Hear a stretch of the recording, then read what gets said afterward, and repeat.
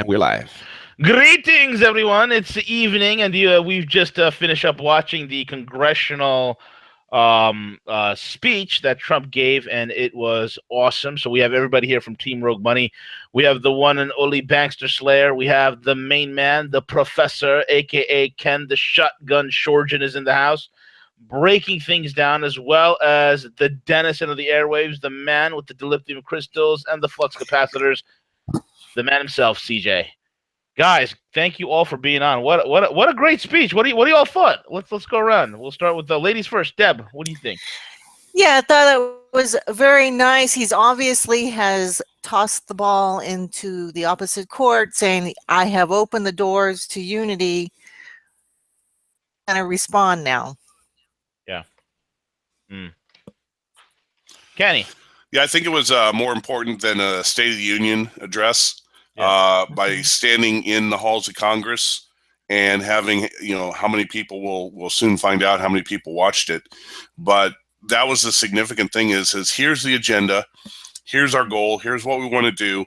And Congress, for decades now, you have created this division. You have accomplished nothing. Now it's up to you. And the American people are going to be watching. And anytime that there's going to be this fallback, all Trump has to do is say, you know what? We tried to bring them on board. They don't want to do it. Yep. Absolutely. CJ.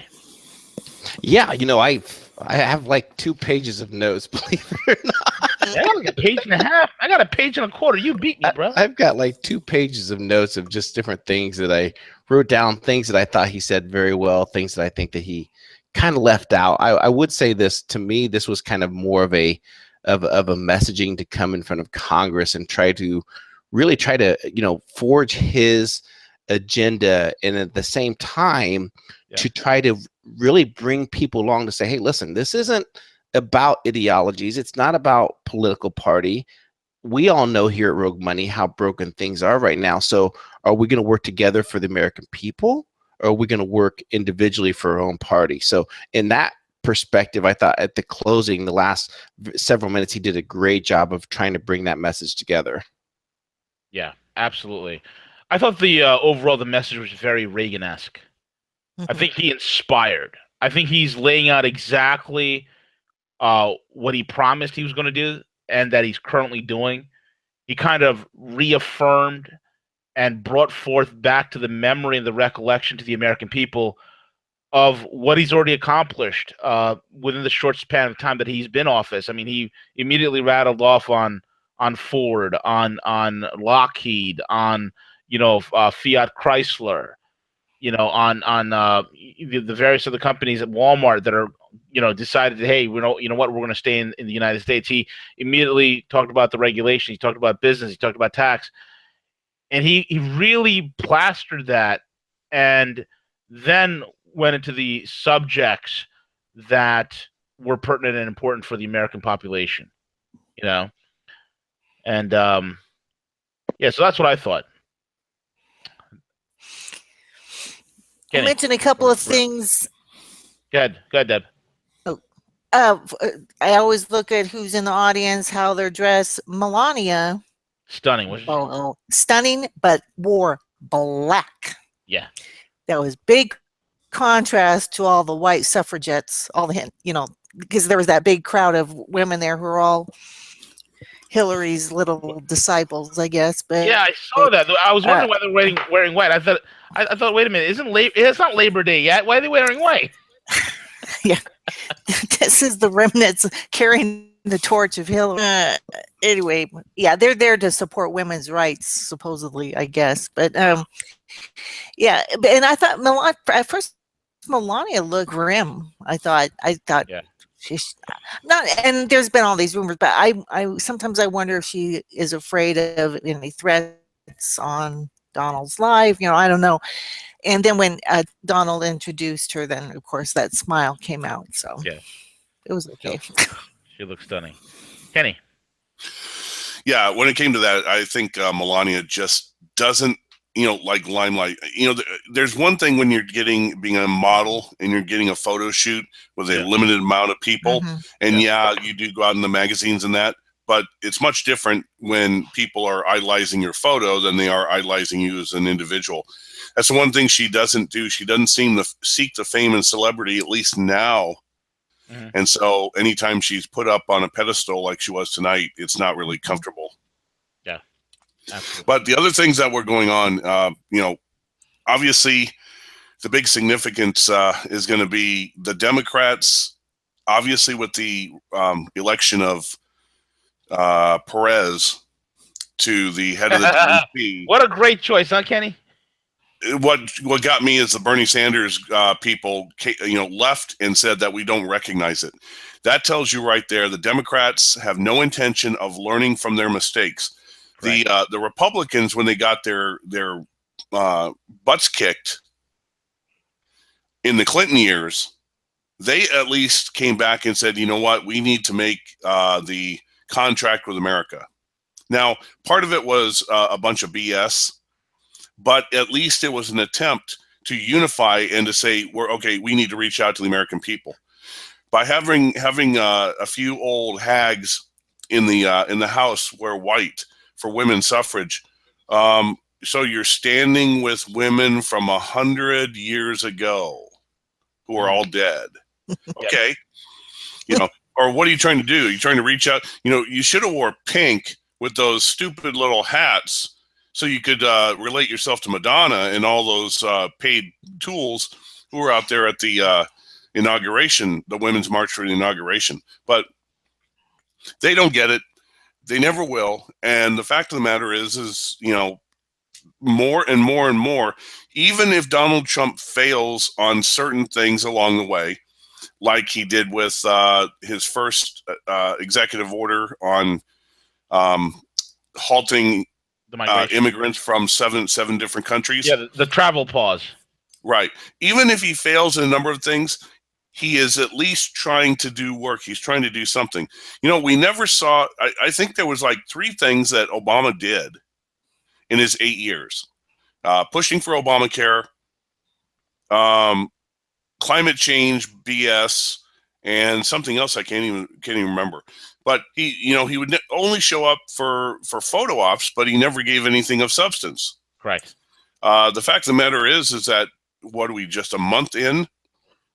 Yeah. There's already been more accomplishments in this month than the last 4 years of Obama, and he's going to scare the hell out of Congress, because here's a 70-year-old man who only gets like 3 or 4 hours of sleep and has all the stamina in the world.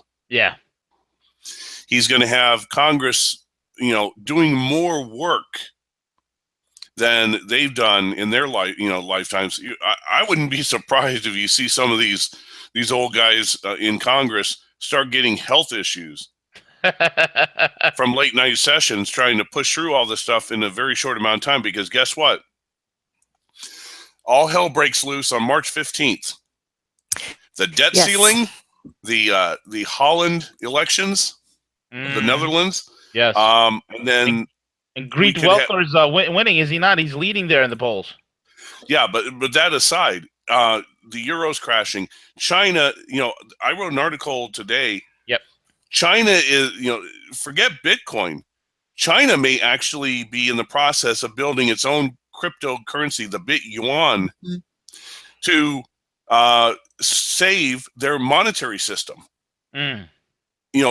We're talking about things, these projects that Trump wants to do over the course of the next 4 and then hopefully 8 years to go forward. But how many black swans are sitting on the precipice right now? Flocks, man. Yeah, and surrounded. It's Congress who hasn't done any real work since they were scared to death into signing the TARP bailout after the 2008 financial crisis. Most of those guys are still in there. They're 8 years older, and they're already in their 70s and 80s. They're going to keel over from some of the things that are going to come. Yeah. So I would not be surprised if, to be honest, when a crisis hits, that many in Congress, because they're just a bunch of paid tools and don't have the stones to actually make a decision, that they're going to cede a lot of power to Trump. Yeah. Yeah. They're going to say, hey, you know what? Do what you got to do, because they don't want to make the wrong decisions. It's much harder for a congressman who has to get reelected every 2 years to make a wrong decision that their enemies can use from them during the campaign. It's another thing for a president who has to deal with a billion things, and he can have some failures as well as some successes, as long as his intent is on the right thing. But that, to me, is going to be the key. I think Trump, once some of these black swans start coming, forget about executive orders. I think Congress is going to cede him a great deal of power. Very good observation. I'm glad Ken brought up the March 15th thing. I do think the tone of this speech is that Trump knows what's coming. I mean, it's only 2 weeks away. So he's setting up the reactor who's good at putting an event, an action in motion, and then already knowing what the reaction is going to be. So he sees what's going to happen after March 15th. Mm-hmm. And I was thinking, because he didn't really talk about the budget. I don't think it was ever used. He mentioned the national debt. And of course, men like David Stockman must be screaming tonight, but he hasn't said how he's going to pay for it. Yeah. Well, see, it's interesting you mentioned David Stockman, because I have for decades had a lot of respect for David Stockman, but David Stockman has suddenly become the Chicken Little. Oh yeah, and I mean, he well said. In the Reagan era. At least Paul Craig Roberts has moved out from the fall of the Berlin Wall and the fall of communism to see things in a different light today. But David Stockman still lives in the voodoo economic period of Reagan's time. Right. And so I've been lessening my respect and not really listening to a lot of he has to say. He's right in that we should have, we could have an economic collapse at any time. Yeah, absolutely. But his continuous complaints against things. It's like another person who I've just stopped listening to is Peter Schiff. Mm-hmm. Peter Schiff, to me, over the past 6 months to a year, has gotten puffed up in his own petard, for better lack of term. He always has to tell us, I was right in 2008. I was right. I called this, and he's doing it wrong. But so was a bunch of other people. And and the other thing is he only makes complaints. He never gives solutions. No. He says, you need to sign up and join my firm, and we'll invest overseas. Get out of America. Well, isn't the populist movement trying to return to America? Right. No. So a lot of the older, economists and analysts that we really respected 8 years ago at the 2008 crisis, those are the ones I'm not listening to. Yeah, not at all. Right. No, I'm with you on that, man. I got a lot of great deal of respect for these guys, but the thing is, it's like I listen to these guys, and I'm just like, my God, will you please divorce cut the umbilical cord already? Up. The markets are going to crash next Tuesday. When you look at this pattern here on this chart, you can clearly see it's causing it looks like a phallic symbol, and that really means that we're screwed. That's what it means, and it's going to come down next Tuesday. The market's going to crash next Tuesday. I'm telling you, next Tuesday, and it doesn't happen. And my thing is they won't lay off they won't divorce themselves of the paradigm. They haven't evolved. It's like. It's a different world, Ken, and these guys I don't know what it is. They're not shifting gears. They're not moving. I'm married to my paradigm. I love it. I'm just going to stay here. And I'm like, why? Well, the hardest thing is when a financial analyst sells a product. Yeah. Has a brand, has that. You always have to be leery because everything that they sell is in favor of doing that. Yeah. I don't knock somebody like, say, Big Swear or Craig Hemke for, they sell a newsletter. Yep. That's the way they make their money. But they also, when you listen to them, are open to things and where things change, new things, etc.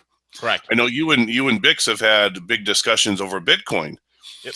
And in 2009, I've got some friends who actually have migrated down to Acapulco as part of Jeff Berwick's expatriation thing. And they were big in Bitcoin because they were big in the freedom movement over in New Hampshire, Pork Fest, and all that. But I've come to the realization that Bitcoin is now going to be obsolete because since the financial system in fintech have captured the blockchain, all government has to do is tell retailers you're not allowed to accept it. Okay, fine. So a bunch of freedom lovers are going to be passing Bitcoin around with each other in this deep black market for a few, goods and services. Big whoop. Right. What's the point? And China, the Chinese were using it as a money laundering scheme. Brilliant. It's supposed to be money. It's not supposed to be a medium exchange between one currency and the other. If I want to do that, I'll use the Forex markets. Yeah. So it's a matter of seeing things. It's really difficult to tell the truth, not to get enamored by a certain asset or paradigm. I came to the realization, gold is for wealth protection, silver is an investment, mining stocks are speculation. Correct. However, I'm not going to tell you what allocation to do. It's not my place. But these are the things you got to see them in that light. What you do from there, the same thing. Well, the other side of the coin is we try to preach to the masses what is coming, and that was one important thing that Trump did. Yeah, 94 million Americans not in the workplace. Yep, I like you pointed out the national debt up here. Pretty much everything. The only thing he didn't say was he should have talked about consumer debt. Oh yeah, 12.8. And mentioned that our GDP is 85 to 90% consumer and military or consumer and government spending, and the consumer's tapped out. Where are we going to get the replacement to do our growth? It's going to have to be with return of industry and business. Yeah, that's the one thing I think he left out, honestly. Exactly. We have an unknown person who's joined us, CJ. Do you have any idea who that is? W. You want to unmute your mic, bud? He has dodged the predator drones once again. He has once again evaded the Reapers, and somewhere from deep within the Arctic Circle on a decommissioned Soviet submarine parked off the coast of Iceland. W, are you there, sir? I am, but let me come back in just a moment. I got a call from somebody on this very thing, and it may give us some extra information. So, he's not live. He's not live. Secret. All right, hit the pause and dive. Run silent. Run deep. Well, I think what Ken said was very important, and that's something that we have to remember. And that's something that I tried to look at when I looked at my notes, was that what wasn't said through this, because it's very easy for our legislatures to get boggled down, and that's my fear of what's going to be happening next, is that they're going to get boggled down with Obamacare. They're going to try to do tax reform, but it's going to be nearly impossible to do both. I mean, shoot, you can't get half of the Republican Party to agree on what to do. The Republican Party has been notorious for never doing anything, with healthcare, and not that I believe that it's a right. I think everyone should have access to it. Don't get me wrong. So I take a look exactly what Kenneth stated, what was missing from this, and that's something that I took a look, and something that I don't see is limiting government. I know he talked about going through and talking about, as far as the ability to become a lobbyist after you leave his the actual office, and you can never but scaling down government. It goes back to that thing, V, that we say this a lot in the morning, is that American people are ready to hear the truth. We're ready to hear that America is involved in funding these illegal wars in Syria, in Afghanistan. It's time to bring that information to full premonition, full scope for us to completely understand of what's happening. And I get it. This is a political speech, and yes, the overtone and his message that was delivered was very good, but a speech is a speech. So I'm really hoping that from this that we can gather the momentum to really speak some more truths about the tsunami that's heading in front of us in terms of our economy, our jobs, the things that have occurred the last several years in terms of the United States, and the fact that we've lost. All we've done is spread war and weapons and everything else. We haven't done anything to do what China has been doing the last several years of building all these trade partnerships around the globe. We're so far behind. Right. I agree wholeheartedly. Deb, your thoughts? Yeah, speaking of the truth, I wanted to mention, I thought it was highly significant that the widow of Judge Scalia was there in the audience. I think that sent a message. Yeah, what do you... There's always been those lingering... Listen, the guy was murdered. Deb, he what didn't are you just talking about? die. People die of natural causes all the time with pillows on their faces. Oh, God. Come on, Deb. You sounded like a conspiracy theorist. Yeah, conspiracy theory. Yes, indeed. Yes, she was there. That was Trump saying, I know. Yeah. Oh, and then link that to the statement about the hard message about going after the drug cartels. And he didn't just say drug cartels. He said criminal. Criminal cartels. Criminal cartels. My mind, and he mentioned... That's exactly what I thought, because he mentioned the 4 departments, the DOJ, the DHS, the State Department, and the intelligence agencies. Yep. Well, if he thinks he's going to get the intelligence agencies on his side to fight the drug wars and the criminal cartels, also sending a message to the CIA. Yeah. They're going to be cleaned out. Absolutely. Kenny, what are your thoughts on that, man? Kenny? Yeah, you caught me typing in the chat room there.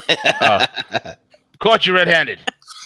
Yeah, one of the significant things somebody just posted in the chat room was, there was a lot of limited things he talked about. He just did a rehash of what his campaign goals were.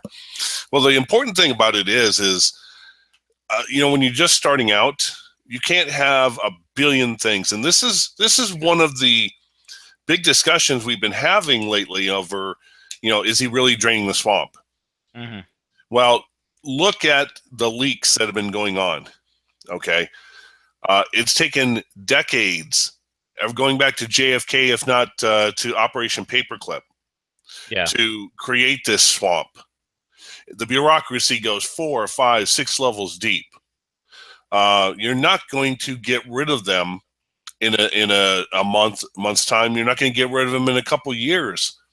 You've got to, any single one can wreak havoc all across the spectrum. So what you have to deal with is you have to build your base. Okay. And you know what? Perhaps something like putting so much additional money into the military is his way of assuring that he has the military behind him before he really goes after the intelligence agencies. Yeah. Because if he doesn't, then you know what? If we remember, pretty much everybody from the FBI to the CIA to everybody was against JFK, because JFK did not cultivate any support. Right. He went after everybody. Well, Trump has to figure out his enemies, and the best way you do it, of course, is you get the military. You get them on your side, and the military can do a lot of covert operations against the bad guys that will never make it to the press, and that Trump doesn't have to answer for. Right. Because if he bolsters the military, which, if you think about it, what have these wars in Afghanistan and Iraq done over the past more than a decade? Demoralized us. Well, they've also depleted our entire arsenal. Yeah. And so really I don't expect that the budget's going to stay, with this additional money every year. But you do have to rebuild, and I'm hoping, like he did infer, that a lot of that money is going to get redirected to the VA hospitals. Yeah. So, it's one step at a time. I mean, he's working with several different pies at one time. He's got the personnel in to do it. I think that's also why he's not really focusing as much on the Wall Street. He didn't mention Wall Street. He didn't mention, except for the fact that the markets, have gone up in $3 trillion in phantom wealth, paper garbage wealth. Yeah. But, the thing is I suspect he's waiting for a financial calamity before he really clamps down that, or until he solidifies some of the many things that he's got to get going. We're not just talking the Intelligence Department or the State Department, which he's already working on. We're also talking about the AMA. One of the reasons that healthcare is the way it is because of the AMA. Yeah. They've ensured that alternative medicines that will keep people from going to hospitals in the first place aren't allowed, aren't recognized, aren't part of the mainstream. Then we've got the NEA, who's going to fight tooth and nail. It reminds me when his voucher program, Arizona their legislature just passed a new voucher program. $5,000, parents can take that and send their child to any school they want here in Arizona. Well, guess what the response was from the opposite side? That money should stay with public schools because we need to fix public schools first. And my first thought is, okay, over the past 20 years and all this additional money, why didn't you think to fix the schools then? No. That the swamp is so vast. It's not a matter of kicking out the Treasury Secretary or kicking out a few people here and there.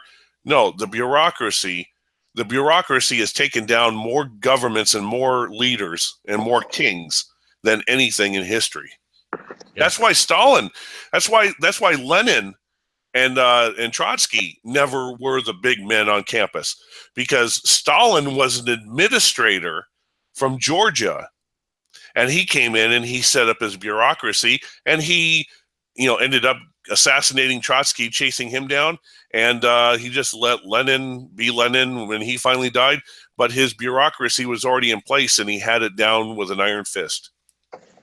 Yep, absolutely correct. Very well said. TJ, your thoughts? Well, I think W just rejoined. I'm very interested to see what. I'm going to yield the floor. I'm going to yield the floor to W. The stub has surfaced. Guys, have you brought in the? Have you remembered to bring in the antenna? It's still floating out in the water. Make sure you reel it in.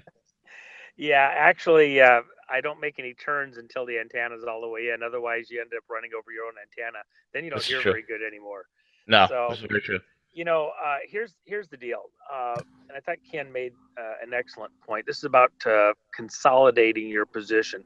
The thing that was happening during the last administration, let me jump back in time a long ways, longer than most of the people listening can remember, other than Long in the Tooth Wolf. Back to the Dulles brothers, who controlled State Department and CIA. And what had occurred in this last stretch was that really the State Department and the CIA's operations had been completely consolidated. And we saw that at Benghazi. We saw it in various activities in Afghanistan, including in the covert world, and the way missions were run and operated. Very merged operations there. And so the only outsider that was being finally brought completely under the thumb of State Department CIA was the arrest of the DOD. And that was well underway. And there was pushback. Of course, we didn't go into Syria, and thank God, and the Joint Chiefs and the National Security Council and those people who put their ribbons and stripes on display for all the world to see over YouTube and said, no, I'm not going to go fight your Muslim war. And I'm not going to fight for Obama. And they wouldn't fight for Hillary. And that's why Hillary didn't get elected. Now, the problem is that while Trump is going to throw a bunch of money at the military, it's not going to be without a lot of complaining from the three-letter agencies, and especially the CIA. So expect this internal combat to continue and probably intensify. And even some of the actions of folks, as you know, we've talked in the last few days about things going on behind the scenes that I'm assisting in. And the long and short of it is that this is going to be, there's going to be a lot of fratricide, I'm afraid, and there's going to be a lot of hard decisions that people are going to have to make inside this agency and adjacent agencies, where they're going to have to make a choice to go with the out crowd or go with the in crowd, and the in crowd is going with the country. And it's going to be some hard choices for some people because they just don't see clearly. They're so far down in the depths of the ocean, they don't see daylight anymore. And they've lost perspective. They've lost their understanding of why they even do what they're doing and who they're supposed to be doing it for. And so this is going to be a come to Jesus moment. And I say that precisely because a lot of those people are going to have to decide which camp they're in. And that camp that's out is anything but God-fearing. And that's the way it is. Very well said. Bankster. Kenny. Wait, I'm here. No, I don't know. There you go. Go ahead, Deb. I'm here. I want to mention something about the Dakota pipeline, and I haven't really gone through all of Jim Willey's latest reports, but even the free report he posted, he's been talking a lot about why there is the push to build up the oil reserves, and it's he explains it is linked to the coming of the gold trade note, and the gold and petroleum reserves is being connected to each other. But I am wondering, the push for the Dakota pipeline has been made so swiftly that it needs to build up its oil reserves, since we know there isn't any gold left. Kenny. And he's on mute. Yeah, I'm back. What was the question? No question. Just comments. You talking about the Dakota pipeline possibility of the interconnection between oil, gold trade settlement note. What I think is happening is we are reverting. We're leaving the paper world behind. We're going back to a commodity and physical economy. And if that's the game that's going to be played globally, then we need to get on the horse real quick and get a physical economy up and running as fast as we can in order to inoculate ourselves to withstand or buffer the coming economic reset. But what say you, Ken? Yeah, the most important thing about the Keystone Pipeline, in my opinion, is that Donald Trump needs to realize that the writing's on the wall. The petrodollar's gone. The eventuality of the dollar no longer being the sole reserve currency is quickly on the horizon, which means, of course, that we're going to have massive hyperinflation coming. And then from there, he's going to have some really difficult choices. Do we have any amount of really modicum of gold to be able to create a new currency? Are we going to have the domestic currency, and then whatever gold we have is going to be used for external trade? Is the United States going to, because the other thing is that the U.S. is going to have to go, I think, in isolation for a bit of time. Europe is going to implode completely. Yep. And China is going to recognize they want to trade with the United States, but they're going to find themselves standing in the power seat. So it's not a matter of the United States can dictate anything anymore. Yeah. No. So it's going to have to do that. I see the most important thing, I know you've been advocating Dow 29,000. Well, sure. Actually, I'm more on the WebBot thing. There's going to be a Dow 100,000. Yeah. Absolutely. But we're going to be in hyperinflation. Correct. You got to stick it somewhere. Yeah. You got to put it somewhere. We're going to be in hyperinflation. Now, I thought of an interesting thing, getting back something Big Swear said. And this is something maybe people could start looking at, is if silver, as you said, the commodities, if silver becomes for the future what some are expecting it to be, such an important industrial metal, so great that it's going to bypass being a monetary metal, and that governments may actually not confiscate, but do everything in their power to, pick up the supply that the people have. Yeah. Then rather than negotiate your silver for the new fiat currency that's going to come out, okay, well, doesn't the government and the Fed and all these others that they're going to go bankrupt, don't they have millions of properties in real estate, and as well as other tangible concessions? So I frankly, if anybody is going to give up their silver, that you negotiate for those type of things, i.e., yeah, you want some of my silver? Yeah. Well, you see that $1 million house that's been sitting vacant since the 2008 financial crisis? I'll give you 5 ounces of silver for that house. Oh, right. Since the bank owns it, hey, you know what? Then the government can co-opt it. By the way, I don't know if I mentioned, there was a fantastic thing. I forget who the guy who talked about it. He did an interview. Robert David Steele. Oh yeah. And Caesar, we got to get him on. Robert David Steele. Mad requests coming in for this guy.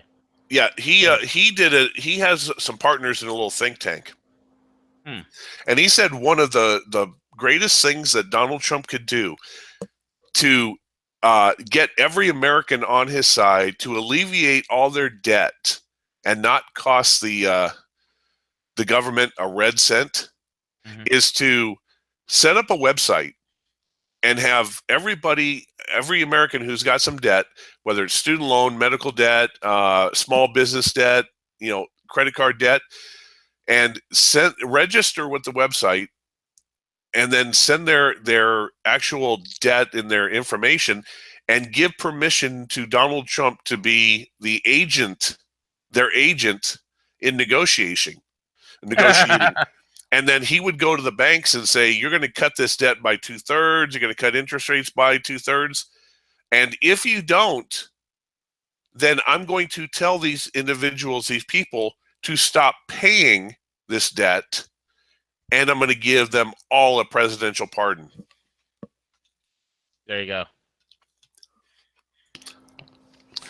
Yeah, I get a little bit, concerned looking through history, and this is changing a little bit. But when you look at, George W. when he came in for his first, couple of years, he had the House and the Senate, really didn't do anything with it at all. Same thing with Obama. When Obama took over, had both the House and the Senate and didn't accomplish anything. He flew around the world and apologizing for the United States. And with Trump coming in, there's so many opposing forces from not only within the Republican Party, but obviously the Democrats and what they can get accomplished. And I think what's important is that I always keep looking at with the, whether it's the Obamacare, these things that are happening, is that for some reason I just keep thinking these things are distractions of what is really occurring globally, of things that we should be keeping our eye on. And I think that we have a responsibility to tell people of what's happening, in the amount of people that have no idea at all regarding the economies, regarding the dollar, regarding inflation, regarding monetary policy. Most Americans don't understand that. They don't have a clue. All they care about is that when they go to the store, whatever, that their debit card works and everything. So again, I think at some point I would really like to see some messaging come across to say, hey, you know what? It is going to be a rough road. It's not going to be all roses and flowers. And I think people, you know, I have a lot of hope in humanity, but I think that people would rise to that to say, hey, you know what? We're broken. America, our debt, you know, coming quickly approaching $20 trillion. Our Fed, we've inflated the markets and everything else. There's going to be some hurt. We're going to need every American to do their part to fall off of the enslavement, the government enslavement of welfare, to work hard to find a job. I would really like at some point that we cross that paradigm to get people to understand that what is their V. I think it's just so important for us, because if we continue this path and we deliver these great speeches and we do all these wonderful things, at the end of the day, yeah, we feel good about it, but what does it accomplish? Right. What does it do? Right. Now, there's still a lot of work to be done, man, and you know there's still a lot of issues. I mean, a couple of things I didn't look. I overall I love the speech, and I'm hoping this guy is able to pull off everything that he says he's going to pull off. A couple of things that I didn't like about it is the Iran bit. You know, talking about Iran again. My whole thing is I'm thinking that that's just another ploy. I think it's another political maneuvering in that regard. Because there's really nothing to be done on Iran. That's a done deal. It's you know, move on, move forward. There's too many things at play here, and we're in no position, even with the full brunt of NATO and Schmado and Plato.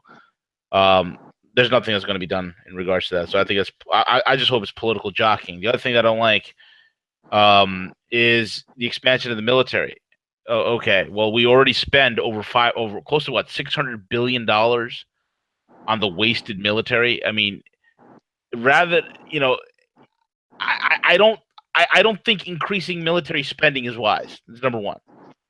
The Russians have proven, especially this past 2 years, where we've seen their stuff in action. They have shown you could do so much more with less, because they don't have these cockamamie ideas. You know, no one could look at a friggin' F-35 and say it's a great plane. It's a piece of shit. Okay? It is a flying turd. Actually, it doesn't even fly. It can't turn, it can't shoot. It's a garbage plane. It'll get shredded in the air. I mean, it loses against an F-16, for crying out loud, in a dogfight. But, you know, supposedly they want to market to you. It's stealth. It's 5th generation. You can't see it. It's an invisible Muhammad Ali. It's marketing tripe, man. So these are the things that I'm concerned about, is that there's still this military spending thing. You know, yeah, we're talking about, you know, having peace, but at the same time, we're like, you know, Iran is the biggest supporter of. No, it's not. It's the Saudis. Can we just?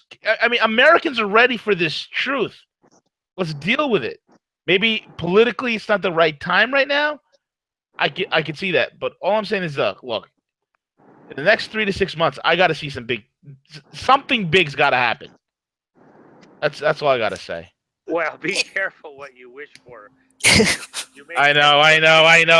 That you're not expecting. And, of course, you know the timeline that I've been saying. Yep. And if Hillary had made it, we'd have seen that next big event in the Mideast, probably in mid-April. It could still happen then, but I expect now it's pushed back until late August to early October. But that, you know, be careful what you wish for. There's a lot of people want a big thing here too. The one thing I wanted to add is these people that are the Donald's detractors that want all this harm to come. Putin was in a similar situation where he had the oligarchs that were really trying to hold him back, hold him down in the zone, and he fought back very hard against them. And the people understood, had a perception that he was fighting on their behalf. And so his numbers, his popularity went up in spite of the fact that he was having a very difficult economy. And he was able to market to his people and explain what was going on from, you know, the perception he wanted them to have, that it was being caused by these oligarchs and outside forces, and that it was an attack on them as a country. And so his numbers have stayed very strong and gone up during all of those attacks. I think that the Donald has similar belief that if he markets this better, if he says what he's trying to do, articulates it better, can bring the people behind him like Reagan did, that those numbers will continue to stay strong and go up, in spite of the fact that we're going to have some very dicey moments over the remainder of this year. Not just the first 100 days, but the first 1,000 days. This is going to be a tough go. And he's only dealing on the domestic front so far. Wait till the foreign front starts to come on strong, and then see how people feel. This is going to be a dicey row that he has to go through here. Yeah, absolutely. I guess we're down to the wire, so we'll have about about 10 minutes or so. So, Deb, you give your closing synopsis, then Kenny. Yeah, W. I wanted to mention we did hear the phrase "the Great Wall." I think Yes, that's the first time I've heard. That wall is coming, like you said. And I was going to bring out a Evolution Consulting made on the little interview I did a couple weeks about that wall will prove to be mutually beneficial. Mexico's going to want that wall, right? Because he says, and we've always a matter of time before Mexico would go to a silver-backed monetary system. Plus, they have a lot of shale oil reserves, and their country is full of those two resources, so they will want the wall. Absolutely. Kenny. Yep, the thing to do is to trust but verify when it comes to Trump, when it comes to the government. Fortunately, this is a edict that the press has completely lost with the American people. So I take a look every day. Go out to Yahoo, and every single article on Yahoo is absolutely negative. Everything on their front feeder. I don't even read the news there anymore. I usually go to sports. But the fact of the matter is that all these polls, all this junk, the American people now have access directly to their president through Facebook, the weekly fireside chats per se, through Twitter, and then they can go to alternative media sources. This is going to be vastly important, just like W said about building that coalition. And what we're going to see, of course, now is the ball is in Congress's court. Congress has not stepped up to the plate so far. By the fact they've been on vacation. Well, by the fact that they haven't gotten the cabinet completely in the first 30 days. So how much can he really trust the Senate? It's going to be a matter of the American people have to either buy into this, or are they going to go ahead and, because the American people, the ones that voted and said enough is enough, that's 40 to 46% of the population. There's still 54%, and they're not completely against Trump, but many are apathetic. And he was absolutely right that Congress has to do its work. He's going to do his work in his cabinet, but the American people, and I was hoping and praying that he would point at the camera and say, we cannot do this without you. We need you, the American people, to do your work and your part. He stayed away from that. But the fact of the matter is if that the American people don't bring their will and fortitude into this, there's only so much that the government can do, and only so much success is going to come from it. So I'm hoping in the next 6 months that we see the American people buy into this. And if that happens, then Congress is going to fall into line like you wouldn't believe. Yeah, absolutely. I agree. Kenny, CJ. Yeah, I mean, well said, Kenny. Appreciate it. Yeah, in terms of my perspective, is that, I have a 12 and a 14-year-old son. I have no choice but to be optimistic, but to be encouraging to others to get involved, to unite around this administration, around the reform, the things that needs to take place for the future, for their future, not about ours. I don't care. I don't care about my future anymore. It's about theirs and what we leave to them. And we need all people, both sides, to get involved. And I pray to God. I pray to God that the Democrats that have so much hate, that they want to divide this country and everything, it's going to take a unified country to face the tsunami that's in front of us, and for us to hit it head on. So that's my message. Agreed. W. Inflation's coming. Don't be afraid of it. It's been here before, but it isn't going to be something you want to be caught short-sighted on.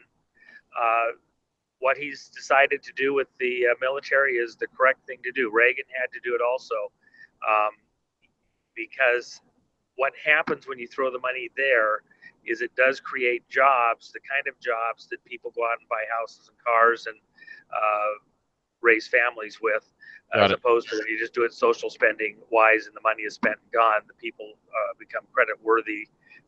They have the kind of jobs that allow them to do that.